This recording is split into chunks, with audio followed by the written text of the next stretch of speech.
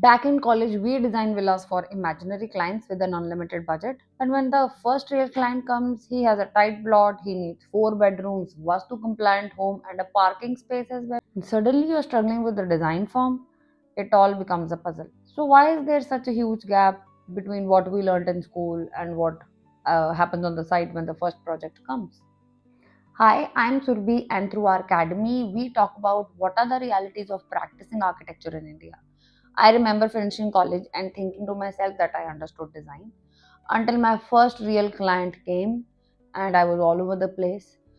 There was a series of drawings which were to be submitted before the design started on site.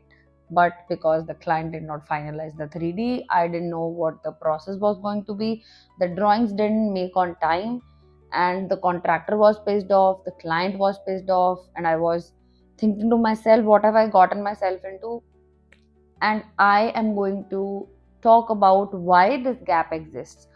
What are the reasons? How can we, bridge the gap and carry on with the journey? There are majorly four reasons why this gap exists.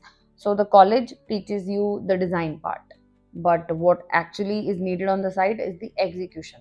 College teaches you the concepts, the form function, circulation, facades, and the execution needs you to know about the column, the plumbing lines, budgets, permissions, and contractors.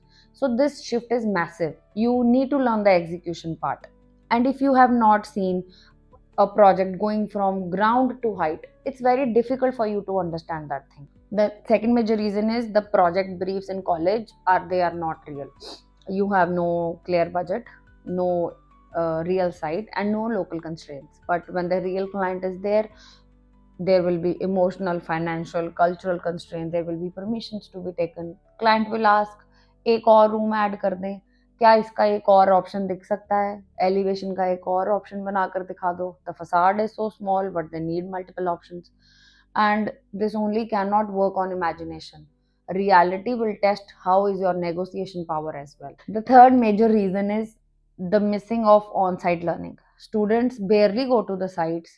Yeah, they do not even see how the drawings are becoming walls. How will you know about the column grades and the waterproofing if you have just studied them on the theory and you have not visited the site even once? Even one day on site will teach you more than a month in the studio. So it's better you visit sites often whenever you get a chance to do a case study or visit a site. You have maybe a real site project in college. You need to be there. You need to talk with the people. You need to know the surroundings of the site. Only then you can execute the plan. The fourth reason is you do not have any real client interaction. Of course, you are in college, there are imaginary projects and clients. You cannot have a real discussion. The juries though came, but they already have a concept, they already know what the architecture is about, they have the idea of the design, I mean. But when you are talking with the client, he does not need any complexity, any design form. He needs clarity. He will come to you with his teeny tiny problems, and he will expect you to sit with him and teach him or make him clarify on things which are not understood by him. So it's better when you attend the meeting, you know what the client wants, because he will not out say everything in front of you. So it's 50% psychology, 50% architecture. You need to know how to negotiate with the client and how to make him understand that whatever you are designing is within the budget and will definitely be practical when it is done. Now that we have discussed about the reasons of the gap, let's discuss how we can bridge this gap. What are the solutions to this? So, first and the foremost thing is visit the sites as often as you can. Volunteer to see the foundation work, the slab casting. This will help you in the long run. There are so many things on site. The site is your school, it's your creative desk, it's your office, it's your everything. Whatever you will learn on site, studio will never teach you that. Second thing you can do is redraw your school projects into real sites. Add the columns and the grids, the plumbing, sanitation pipes, add the toilets. You will see how in some places the ventilation is not working. You will instantly spot the weak points in the drawing. So that will help you. Third thing is talk to the contractor. Talk to your senior professionals. Talk to somebody who is already 2 3 years into the field. They the topics they will discuss, the things they will tell you will be an eye opener for you, because obviously they are on the site 24/7. The contractors, they know a lot many things. You try to grab a few, there will be tiny details which you will inculcate in your designs, and your designs will be 100 times better than what you have been designing before. Fourth experiment you can do is take a small imaginary plot and put some local constraints on that. Put a budget, and then you can see how is your imagination, how is your creativity. Give yourself a list of requirements like a 2 bhk types. You have two bedrooms on ground floor, one kitchen, one lobby, maybe a drawing room or not, a small porch area or a garden area, a little bit of the OTS.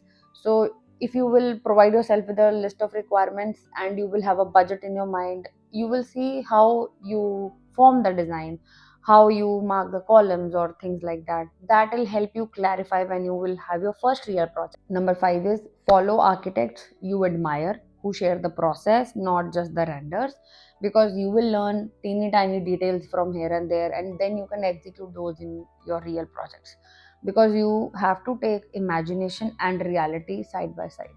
You need to have a hint of both. Only then you can thrive in this field. Let us conclude this video with a mini takeaway. You need theory and reality both. One will give you wings, another will give you roots.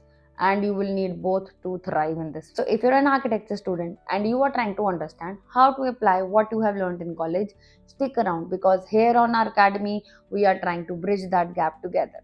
Stay tuned for the next video. Thanks for watching. Make sure you subscribe to the channel and hit the like button.